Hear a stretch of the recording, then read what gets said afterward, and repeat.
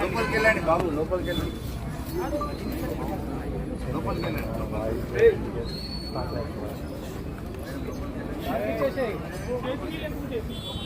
కోట గారు తర్వాత వచ్చి ప్రశాంతంగా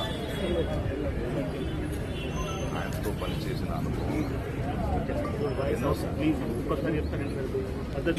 చాలా విశిష్టమైన వ్యక్తి. వాళ్ళు చేస్తారు కదా, మీరు సైడ్కి వెళ్ళండి. నచ్చుడు అందరూ అదే. ఎందుకంటే నాకు తెలిసి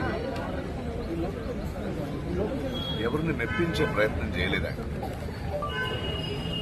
అద్భుతమైన నటుడు ఎందుకంటే ఆయనకంటూ ఒక అవగాహన ఉండేది, ఆయనకంటూ ఒక సటైర్ ఉండేది. పరిశ్రమలో చాలా మంది నటులు